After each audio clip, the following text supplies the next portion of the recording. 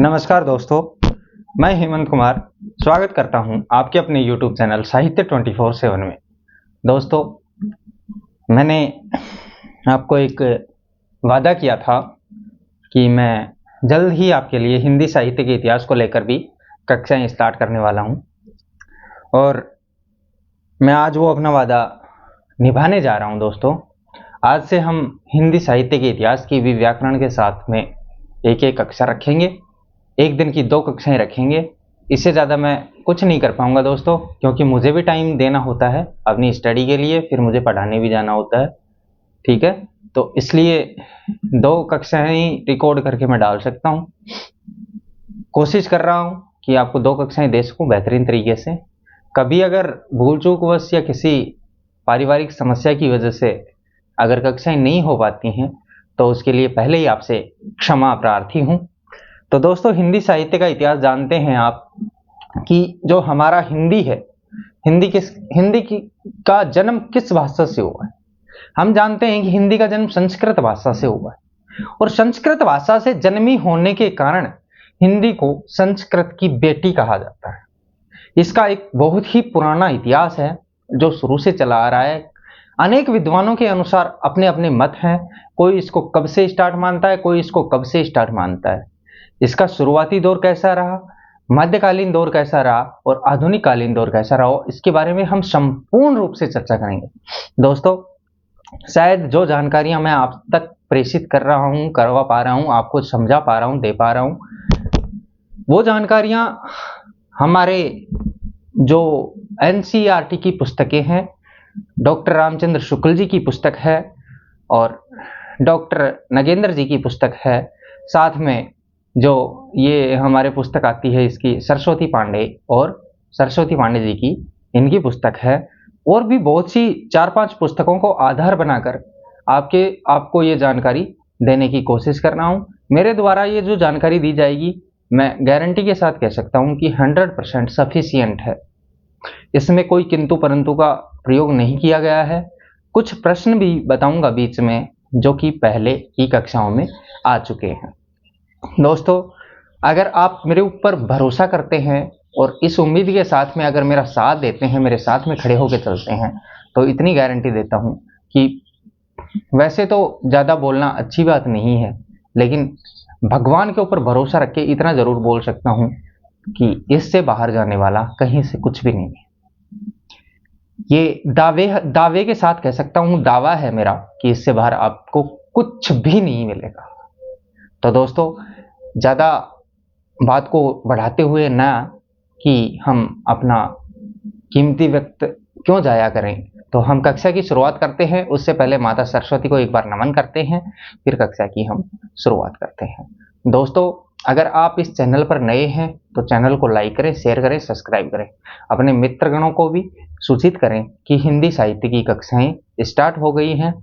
जो भी दोस्त हिंदी साहित्य को पढ़ना चाहता है, उसका इतिहास पढ़ना चाहता है, तो उसके बारे में आप उसको सूचित करें। अच्छा मैटर दूंगा, सफिशिएंट मैटर दूंगा और इतना ही मैटर दूंगा जो हमारे काम का है। बाकी अगर कुछ इसमें मुझे लगता है कि ऐसा नहीं है या आपको कुछ लगता है कि ये बहुत कम है, तो दोस्तों बाहर से जानकारी जुटा देंगे, कोई दिक्कत नहीं है। आप मुझे कमेंट करके बता दीजिएगा कि ये कम है, हमें कुछ और ज़्यादा चाहिए।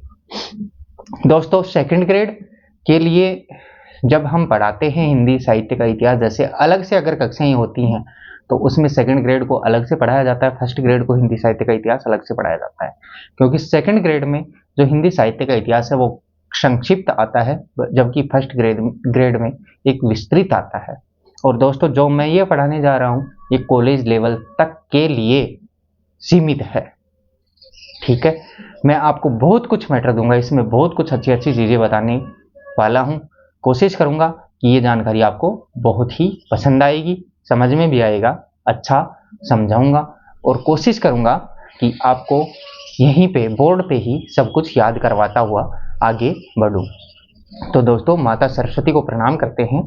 शुक्लाम ब्रह्म विचार सार परमाम आद्याम जगत व्यापिनी वीणां पुस्तक धारिणी भवयतां जाड्यान्धकारापहाम् अस्ते स्फाटिकमालिकां विदधतीं पद्मासने संस्थितां वन्दे तां परमेश्वरीं भगवतीं बुद्धिप्रदां शारदां बुद्धिप्रदां शारदां।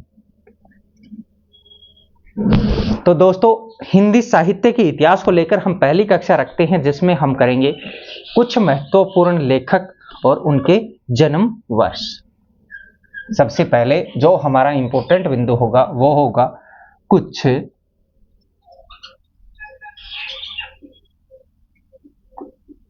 महत्वपूर्ण लेखक और उनके जन्म वर्ष।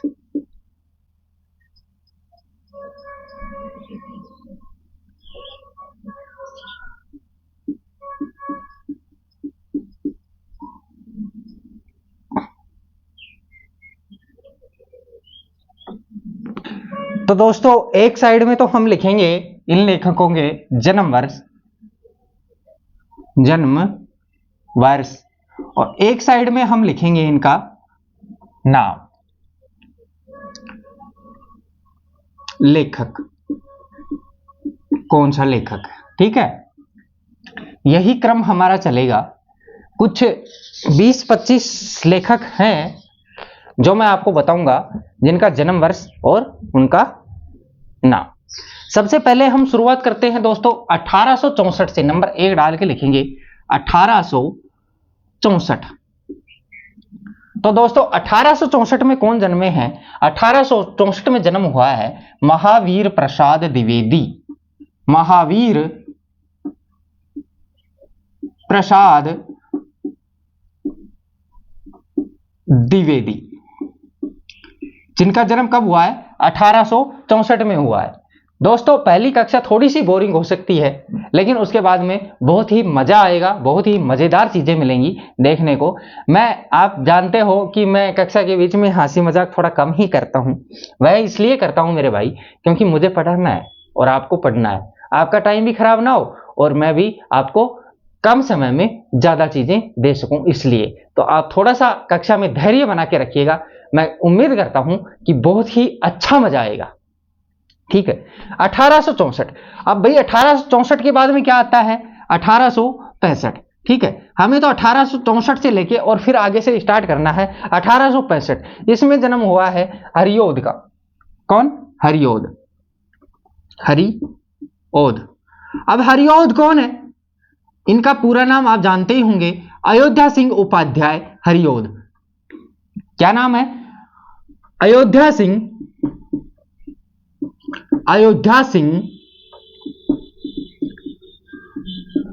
उपाध्याय हरिऔध। अब भाई अयोध्या सिंह उपाध्याय हरिऔध का जन्म जस्ट महावीर प्रसाद द्विवेदी के एक वर्ष बाद में हुआ, वो था 1865 का समय, ठीक है। और हरिऔध कहां जन्मे? आजमगढ़ उत्तर प्रदेश, आजमगढ़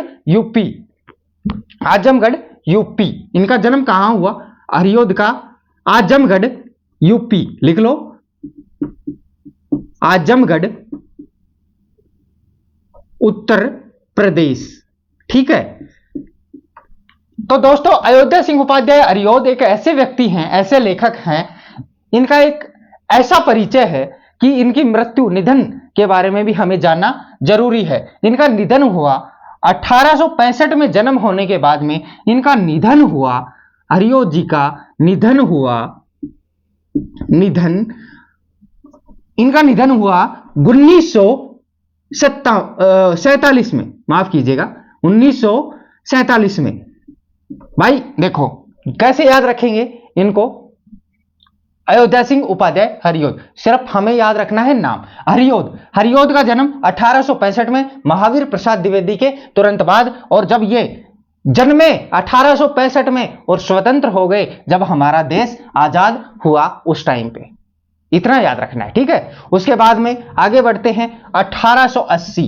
देखो ये सब तुक बनते हुए चलेंगे, मैं ये गारंटी देता हूं कि ये जो तुक है ना वो ही आपको अपनी मंजिल तक पहुंचाएंगे। 1880 देखो कौन सा सन चल रहा है, 1800वां, 1800वां। तो हमें क्या करना है, 80 80 मुंशी, 80 मुंशी, 1880 में मुंशी, और मुंशी कौन से, मुंशी तो एक ही है, कौन से, मुंशी प्रेमचंद, मुंशी प्रेमचंद। कब जन्मे, 80 मुंशी, 80 मुंशी, 80 मुंशी, 1880 में कौन जन्मे, मुंशी प्रेमचंद, ठीक है। 1881 नंबर 4, 1881, 1881, 1881 में कौन जन्मे, राम नरेश त्रिपाठी, राम नरेश त्रिपाठी, 81 त्रिपाठी, 81 त्रिपाठी, कौन, राम नरेश, राम नरेश त्रिपाठी, त्रिपाठी, राम नरेश त्रिपाठी, 81 त्रिपाठी, 81 त्रिपाठी। 1883 बात करते हैं आगे, 1883 यह चीज हमें याद रखनी पड़ेगी, 1883 वाली। इसमें कौन जन्मे, हमारे गुलेरी, हमारे मतलब क्यों, क्योंकि वो राजस्थान से बिलोंग करते हैं और हम कहां से, हम राजस्थान से हैं, तो राजस्थान से हुए तो हमारे गुलेरी, हमारे गुलेरी, कौन, हमारे, हमारे मतलब राजस्थान से, राजस्थान के, कौन, गुलेरी, गुलेरी। पूरा नाम पता होगा ना, पूरा नाम क्या है, चंद्रधर, चंद्रधर शर्मा गुलेरी, चंद्रधर शर्मा गुलेरी, किसमें, 1883 में। 1884 बहुत ही बड़ी हस्ती, 1884 बहुत बड़ी हस्ती, कौन, रामचंद्र शुक्ल, कौन, रामचंद्र शुक्ल, रामचंद्र शुक्ल, शुक्ल, रामचंद्र शुक्ल, कौन, रामचंद्र माफ कीजिएगा, रामचंद्र शुक्ल, आचार्य रामचंद्र शुक्ल। 1886, 1886, 1886, 86, जहां पे 86 आए वहां पे कौन आएगा, ब्रज मेथी, ब्रज मेथी, ब्रज मेथी, ब्रजमोहन व्यास और मैथिली शरण गुप्त, ब्रज, ब्रज की मेथी, यही है ना, ब्रज मेथी, ब्रज मेथी, कौन, ब्रजमोहन व्यास और मैथिली शरण गुप्त, ब्रज, ब्रजमोहन व्यास और मैथिली शरण गुप्त, ब्रज मोहन व्यास और कौन, मैथिली शरण गुप्त, मैथिली शरण गुप्त। कब जन्मे, 1886, 1886 ब्रज में थी, 1886 ब्रज में थी, 1886 ब्रज में थी। दोस्तों स्क्रीनशॉट ले लो, आगे बढ़ेंगे, आगे बढ़े, चलो ठीक है। 1886 ब्रज में थी, कितने हो गए, 7।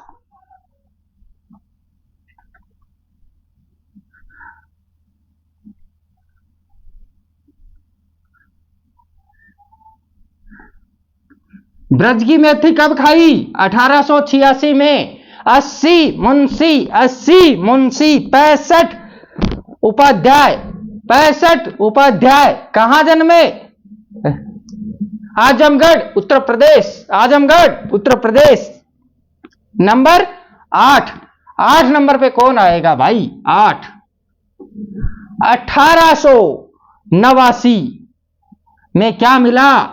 1889 में क्या मिला? माखन का प्रसाद। क्या? माखन का प्रसाद। माखन का प्रसाद। 1889 में क्या मिला? माखन का प्रसाद। माखनलाल चतुर्वेदी, माखनलाल चतुर्वेदी जयशंकर प्रसाद। माखनलाल चतुर्वेदी, माखनलाल चतुर्वेदी और जयशंकर प्रसाद, जयशंकर प्रसाद। ठीक है। 1879, 1889 कौन? माखन प्रसाद। माखन का क्या मिला हमें? प्रसाद मिला। 1889 में कौन कौन मिले? माखन का प्रसाद मिला। माखनलाल चतुर्वेदी और जयशंकर प्रसाद। 1893, 1893, 1893, 93 में क्या कर रहे थे भगवान? 93 में भगवान कर रहे थे शिव पूजन, शिव का पूजन। कौन कर रहे थे? राहुल देव जी। कौन कर रहे थे? राहुल देव, यानी कि राहुल सांस्कृत्यायन, राहुल सांकृत्यायन क्या कर रहे थे? शिव पूजन। राहुल सांस्कृत्यायन और शिव पूजन शर्मा, शिव पूजन शर्मा क्या कर रहे थे? राहुल सांस्कृत्यायन क्या कर रहे थे? शिव जी का पूजन।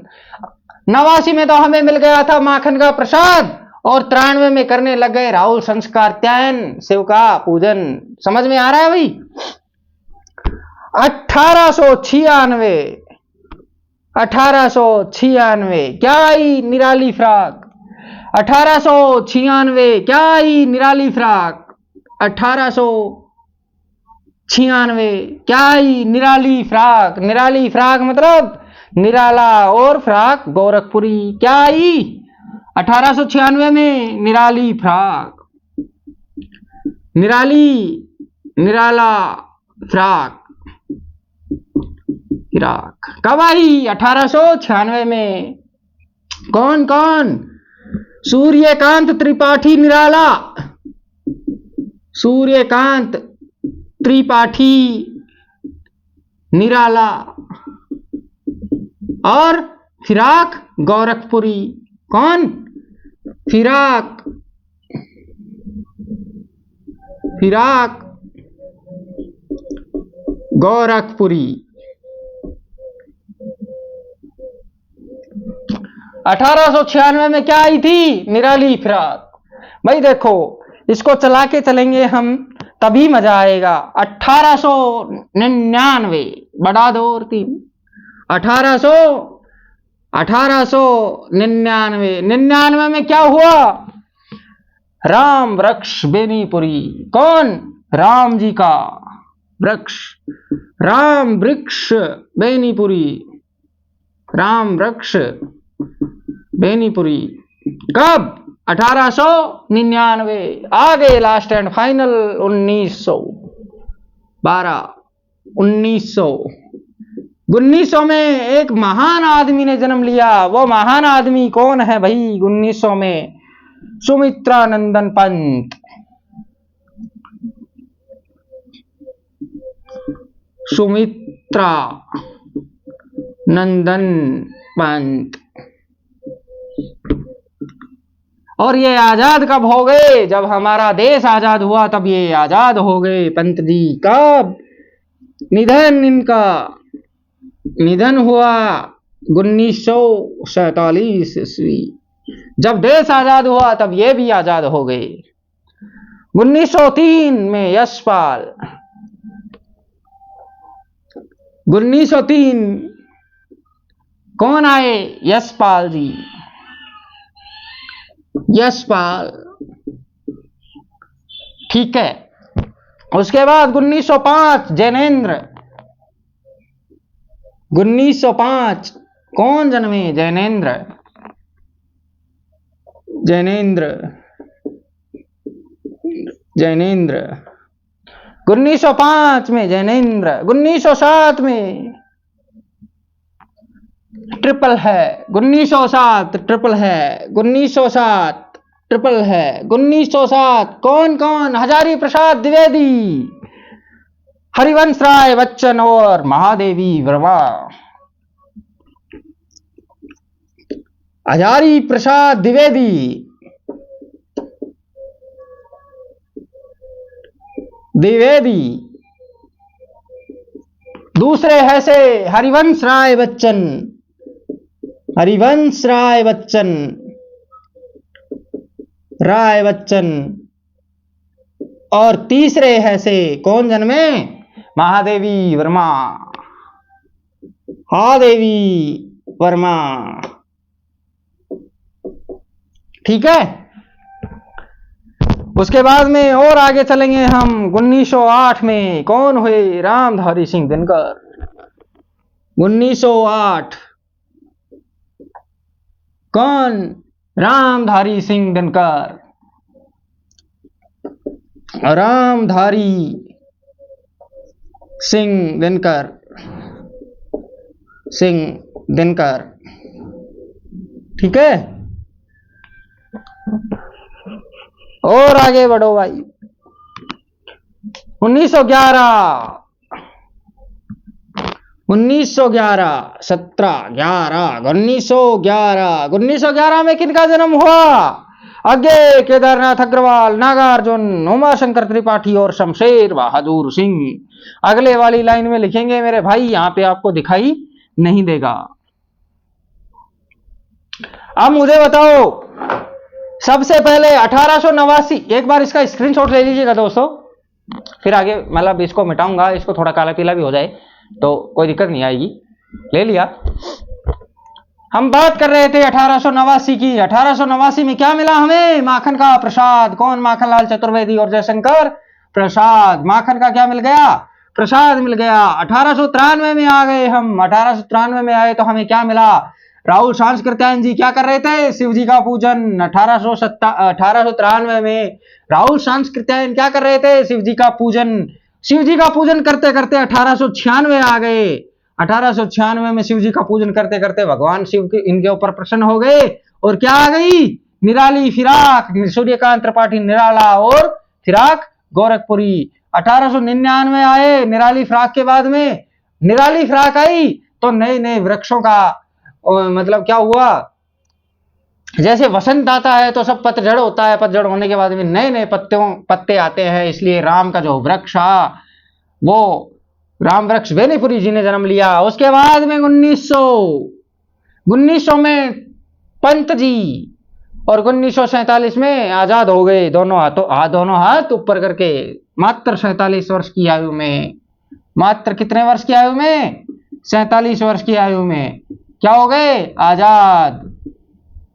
कहां से? दुनिया से। इसके बाद में 1903 यशपाल। 1903 यशपाल। 1905 जैनेन्द्र। 1905 जैनेन्द्र। 1907 सात हाथ हजारी प्रसाद द्विवेदी, हरिवंश राय बच्चन और महादेवी वर्मा। ठीक है। बोले 1908, बोले भाई तू थोड़े से दिन बाद में आ जाना। कौन? रामधारी सिंह दिनकर। तो इनको थोड़े से दिन बाद में आने को बोला गया। तो ये कब पैदा हुए? 1908 में। ये इतने समझ में आ गया होगा। आगे बढ़े भाई। ठीक है, आगे बढ़ता हूं।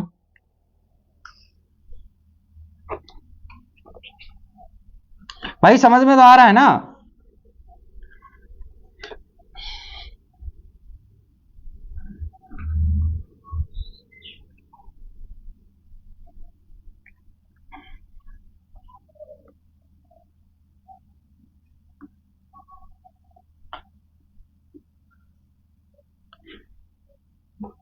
चलो भाई 1911 नंबर कौन सा चल रहा था भाई हमारा? 17 ही था क्या? 17। 1911 में किसका जन्म हुआ भाई? 1911 में बहुत ही महान विभूतियों का जन्म हुआ। सच्चिदानंद हीरानंद वात्स्यायन आज्ञे, सच्चिदानंद हीरानंद वात्स्यायन आज्ञे। उसके बाद में केदारनाथ अग्रवाल, नागार्जुन, उमाशंकर त्रिपाठी और शमशेर बहादुर सिंह आगे। आगे केदारनाथ अग्रवाल, केदारनाथ अग्रवाल,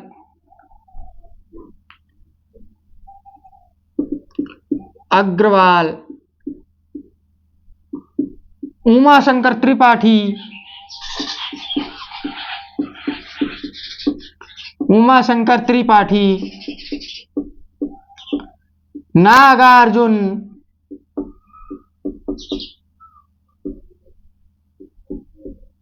नागार्जुन। और एक कौन बचे भाई हमारे, कौन बचे बताओ? शमशेर बहादुर सिंह, शमशेर बहादुर सिंह। समझ में आ रहा है भाई? समझ में आना चाहिए, कैसे भी समझ में आए, टोनिंग कुछ भी हो, उससे कोई फर्क नहीं पड़ता। ठीक है, 18वें नंबर पे आ गए भाई हम। 18वें नंबर पे हम गए 1912 में रामविलास शर्मा जी के पास। 1912 रामविलास शर्मा, रामविलास शर्मा, शर्मा 1912, रामविलास शर्मा 1912। उसके बाद में आए हम 1915 में भीष्म साहनी। 1915 भीष्म साहनी, भीष्म साहनी 1915 भीष्म साहनी। 1918 गिरिजा कुमार माथुर, 1918 गिरिजा कुमार माथुर, गिरिजा कुमार माथुर। ठीक है, 1918 गिरिजा कुमार माथुर। 21 रेणु, 21 रेणु,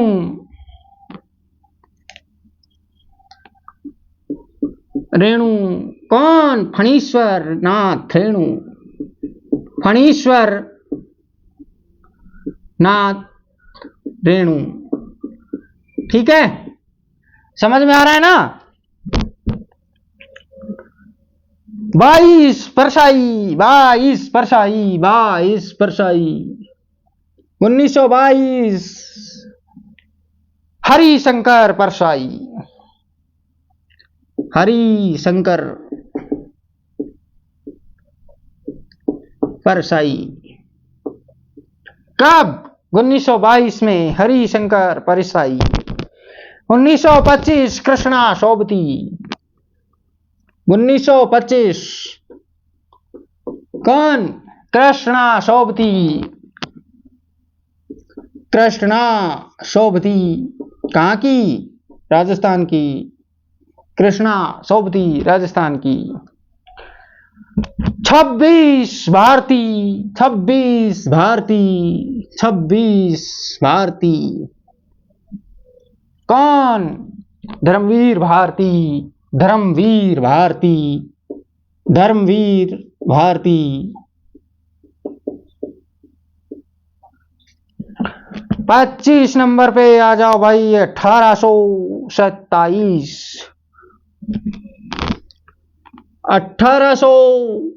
1927 दो महान विभूतियों ने जन्म लिया, कुंवर नारायण सिंह, सर्वेश्वर दयाल सक्सेना।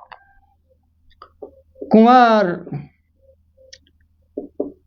नारायण सिंह और सर्वेश्वर दयाल सक्सेना, सर्वेश्वर दयाल सक्सेना। ठीक है, हो गया। इसका एक बार आप स्क्रीनशॉट ले लो, फिर हम आगे बढ़ेंगे भाई।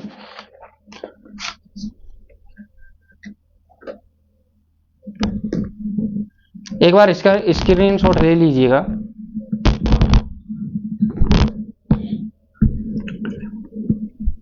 ग्यारह में किस किस का जन्म हुआ? अज्ञे का पूरा नाम सच्चिदानंद हीरानंद वात्स्यायन अज्ञे।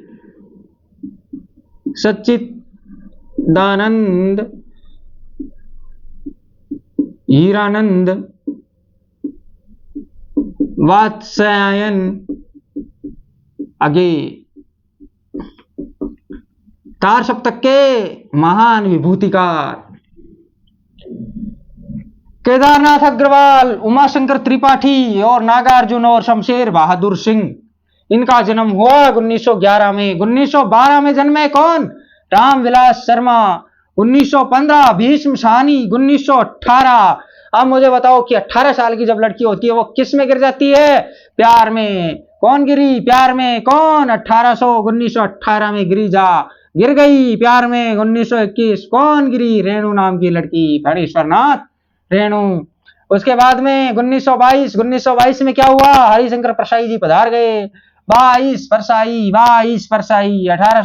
1925 में हमारी कृष्णा सोबती कहाँ पे शोभायमान हो गई? 1825 में। कहाँ? कौन? कृष्णा सोबती। 1826 धर्मवीर भारती। 1827 में कौन जन्मे? कुंवर नारायण सिंह और सर्वेश्वर दयाल सक्सेना, दोनों महान विभूतियां हैं। बहुत ही अच्छे तार सप्तक के अंदर इन्होंने अपना स्थान प्राप्त किया है। ठीक है, आगे बढ़े।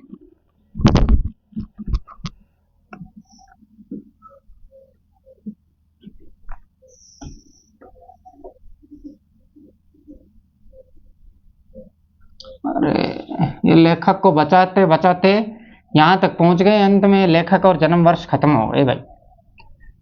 इनको बचा रहा था कि ये मिटने ना, लेकिन ये फिर मिटेंगे।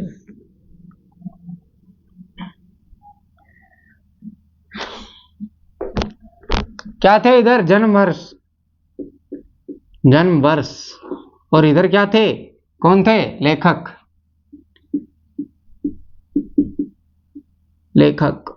यहाँ पे क्या? जन्म वर्ष। चलो आगे बढ़ते हैं। 1929 रघुवीर सहाय कितने नंबर पे थे? 18, 19, 20, 21, 22, 23, 24, 25। 1929 कौन जन्मे भाई? बहुत ही बड़ी महान विभूति रघुवीर सहाय।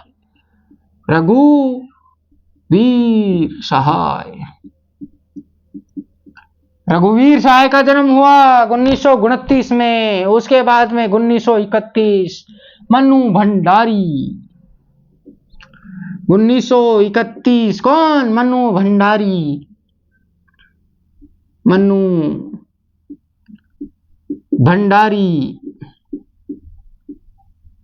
जी का जन्म हुआ 1931 में।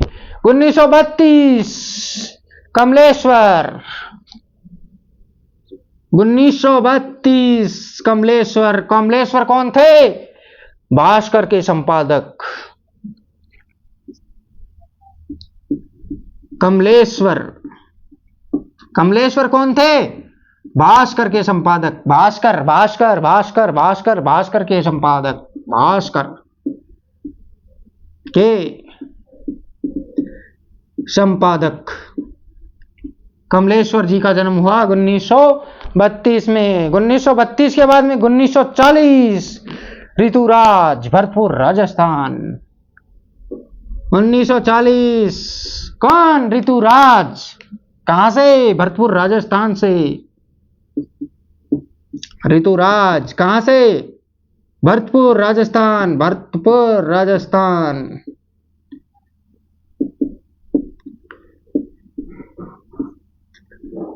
ये राजस्थान की वजह से ऋतुराज जी का जन्म वर्ष पूछ लिया जाता है बहुत बार। और 1947 संजीव। कौन? 1947। अब संजीव को आप नहीं जानते होगे, लेकिन मैं बताऊंगा तब जान जाओगे। आरोहण कहानी के रचयिता संजीव। कौन सी कहानी के? आरोहण। संजीव कौन सी कहानी के? आरोहण, जो प्रसिद्ध कहानी हुई है। आरोहण कहानी के रचयिता संजीव भाई, एक और भूल गया मैं यार, जगदीश चंद्र माथुर और त्रिलोचन शर्मा, इनका जन्म हुआ था 1917 में। 1917 में जन्मे थे भाई, यहां पे लिख लेना, 1917 में जन्मे थे। कौन? जगदीश चंद्र माथुर और त्रिलोचन,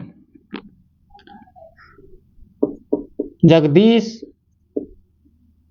चंद्र माथुर और त्रिलोचन।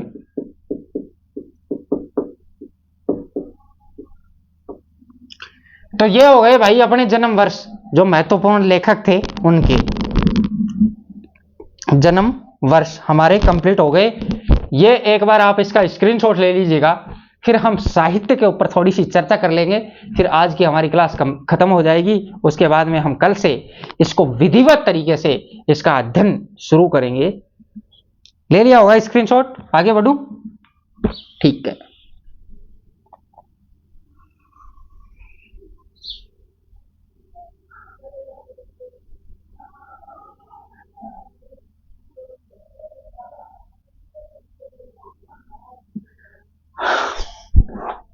हिंदी के बारे में आप अच्छे से जानते हो, हिंदी क्या चीज है। हिंदी भाई किसकी, हिंदी की जननी कौन है? संस्कृत भाषा। और हिंदी जब साहित्य का इतिहास पढ़ रहे हैं तो साहित्य का हमें पूरा पता होना चाहिए कि साहित्य क्या है। साहित्य साहित्य साहित्य दो शब्दों के मेल से मिलकर बना होता है, जिसका अर्थ होता है, इसका साहित्य का अर्थ क्या है? एकत्र होना या मिलना, एकत्र होना या मिलना, यह है साहित्य का अर्थ। किन दो शब्दों से मिलकर बना होता है यह साहित्य? साहित्य धन, यह प्रत्यय के योग से, साहित्य के साथ में जब यह प्रत्यय का योग करेंगे तो साहित्य शब्द का निर्माण होता है। साहित्य का निर्माण होने के बाद में साहित्य का अर्थ होता है एकत्र होना या फिर मिलना, इसे ही हम साहित्य कहते हैं। इतिहास शब्द दो शब्दों के योग से बना है, लिखो, इतिहास शब्द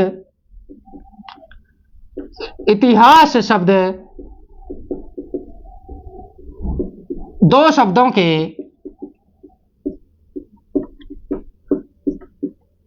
योग से बना है। इतिहास शब्द दो शब्दों के योग से बना है, इति धन हास, इति धन हास। इतिहास शब्द दो शब्दों के योग से बना है, इति धन हास, जिसका शाब्दिक अर्थ ऐसा हुआ ही था, जिसका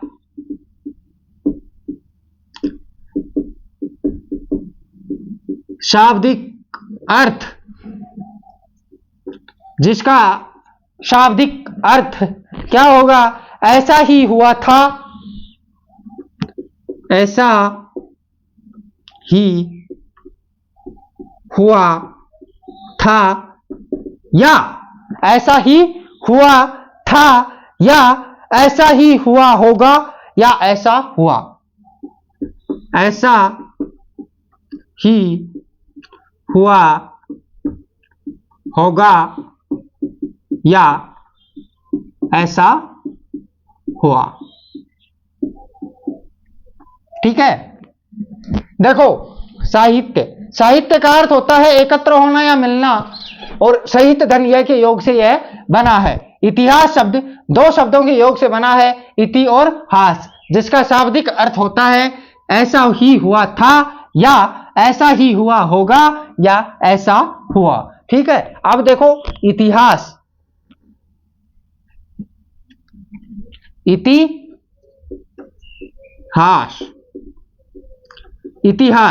इतिहास का तात्पर्य क्या है? इतिहास से तात्पर्य है ऐसा ही निश्चित रूप से हुआ था, ऐसा ही निश्चित रूप से हुआ था। ठीक है।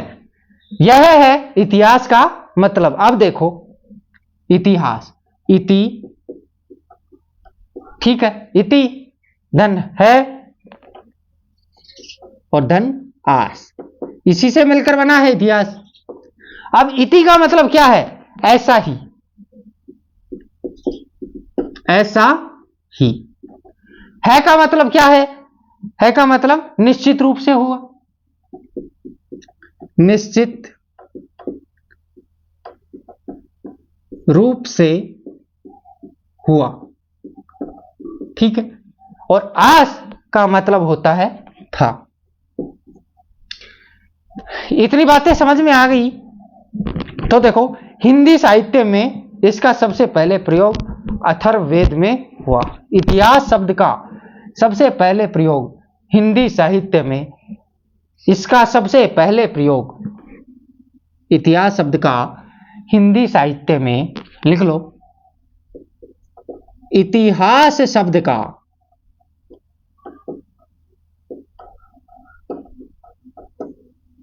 हिंदी साहित्य में, साहित्य में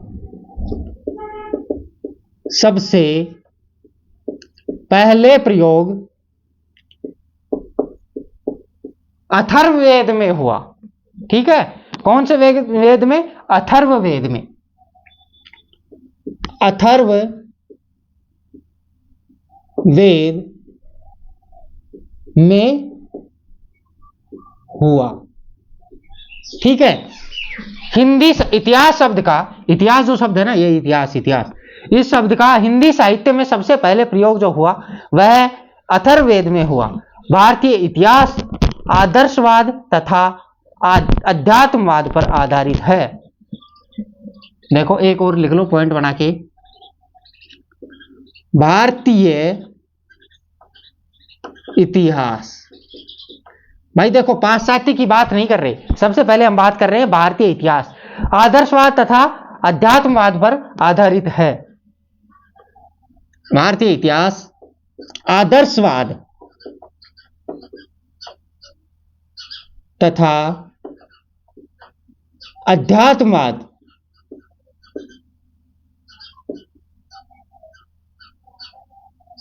पर आधारित है, ठीक है। जो भारतीय इतिहास है ना, वो आदर्शवाद और अध्यात्मवाद पर आधारित है, जबकि पाश्चात्य इतिहास यथार्थवाद पर आधारित है। जबकि पाश्चात्य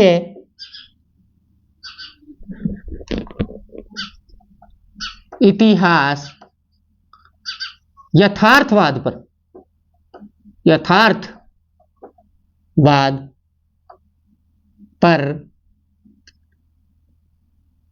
आधारित है। देखो, इतनी बातें समझ में आई होंगी आपको।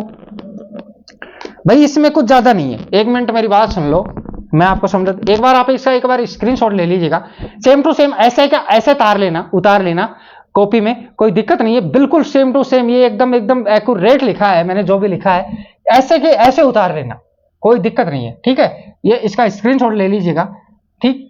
फिर इसमें थोड़ा सा काटा फांसी करके समझाने की कोशिश करता हूं, हो गया होगा। बड़े साहित्य, साहित्य धनिया के योग से मिलकर बना है साहित्य शब्द, जिसका अर्थ होता है एकत्र होना या मिलना। साहित्य का अर्थ क्या होता है? एकत्र होना या फिर मिलना एक दूसरे के साथ में। इतिहास शब्द दो शब्दों के योग से बना है, इति और हास, जिसका शाब्दिक अर्थ होता है ऐसा ही हुआ था, ऐसा ही हुआ था। इतिहास का शाब्दिक अर्थ है ये, ऐसा ही हुआ होगा, ये हो सकता है, ऐसा ही हुआ। तीनों बातें एक ही हैं, अलग कुछ भी नहीं है, ठीक है। इतिहास हेडिंग लगाई हमने इतिहास, उसके बाद में लिखा ऐसा ही निश्चित रूप से हुआ, इसका शाब्दिक अर्थ जो हमने ऊपर लिखा था ये, ठीक है। इति ऐसा ही है, निश्चित रूप से, और आसमानी था, ये तीनों इसके अलग अलग बिंदु बना दिए मैंने, कोई दिक्कत नहीं है, ठीक है। इतिहास शब्द का हिंदी साहित्य में सबसे पहले प्रयोग अथर्ववेद में किया गया, जो कौन सा हमारे हिंदी साहित्य मतलब हमारा चौथा वेद है, अथर्ववेद, ठीक है। इसके बाद में भारतीय इतिहास आदर्शवाद और अध्यात्मवाद पर आधारित है। जो भारतीय इतिहास है ना वो आदर्शवाद और अध्यात्मवाद पर आधारित है, जबकि पाश्चात्य इतिहास यथार्थवाद पर आधारित है। इतनी सी बात है। इसमें क्वेश्चन बनते हैं 1 2 3 4, ठीक है, बस 4 ही क्वेश्चन बनते हैं, एक ये भी बन जाता बनता है तो 4 क्वेश्चन ही इसमें बनते हैं। ये 4 क्वेश्चन नीचे। भारतीय इतिहास किस पर आधारित है? यथार्थवाद और नहीं, आदर्शवाद और अध्यात्मवाद पर, या फिर पाश्चात्य इतिहास किस पर आधारित है? यथार्थवाद पर। ये प्रश्न आए हुए हैं दोनों के दोनों, ठीक है। और इतिहास शब्द का हिंदी में साहित्य में सबसे पहले प्रयोग अथर्ववेद में हुआ था, ठीक है। ये हम पढ़ रहे हैं हिंदी साहित्य के इतिहास की जो भूमिका है वो, ठीक है, हम भूमिका ही पढ़ रहे हैं। हाँ अभी आगे बढ़ूं अगर आप कहें तो, ठीक है, आगे बढ़ते हैं।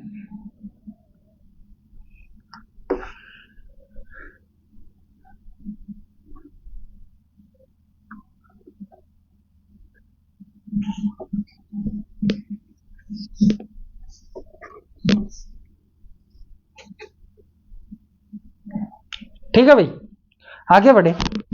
इतिहास लेखन में निम्नलिखित शर्तों का होना अनिवार्य है।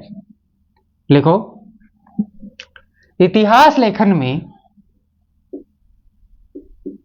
निम्नलिखित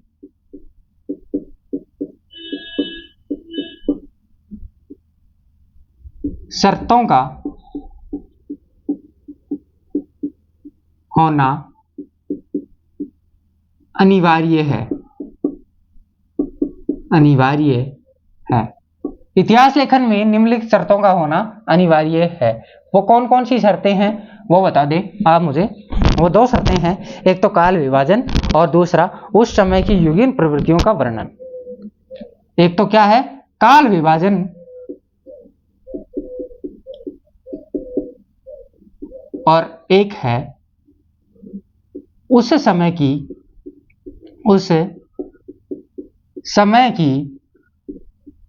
युगीन प्रवृत्तियों का, उस समय की युगीन प्रवृत्तियों का वर्णन। और यह जो शर्त है अंतिम वाली, यह शर्त अनिवार्य है। यह अनिवार्य शर्त है।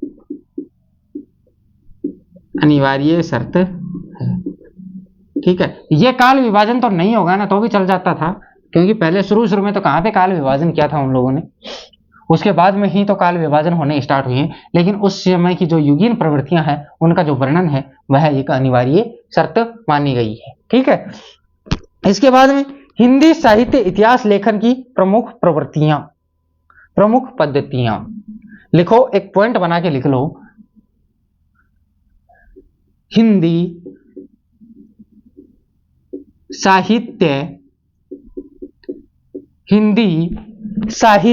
इतिहास लेखन की प्रमुख हिंदी साहित्य इतिहास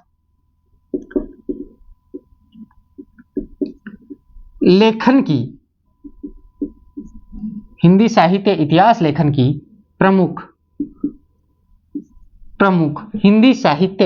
लेखन की प्रमुख पद्धतियां।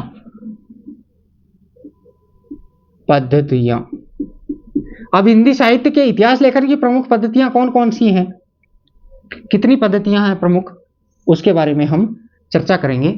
हिंदी साहित्य के इतिहास लेखन की कुल 5 पद्धतियां हैं। कितनी पद्धतियां? 5 पद्धतियां। पहली पद्धति है, उसका नाम है वर्णानुक्रमी पद्धति या अल्फाबेटिक पद्धति। पहली पद्धति वर्णानुक्रमिक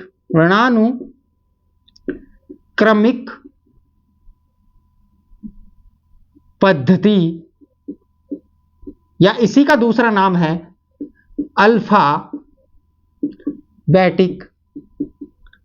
पद्धति।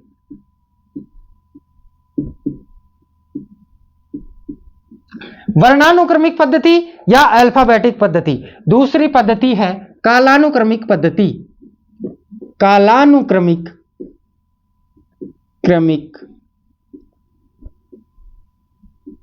पद्धति। इन पद्धतियों में इतिहास का जो लेखन हुआ था इन पद्धतियों के अनुसार ही हुआ था, वो पद्धतियां लिख रहे हैं। तीसरी पद्धति है वैज्ञानिक पद्धति। वैज्ञानिक पद्धति, ठीक है, ये जो तीसरी पद्धति है हमारी है ये वैज्ञानिक पद्धति है। उसके बाद चौथी पद्धति है समाजशास्त्रीय या समाजवादी पद्धति। समाज शास्त्रीय या समाजवादी पद्धति। और जो नंबर 5 है और जो मुख्य मोस्ट इंपॉर्टेंट है वह है विधेयवादी पद्धति। विधेयवादी पद्धति।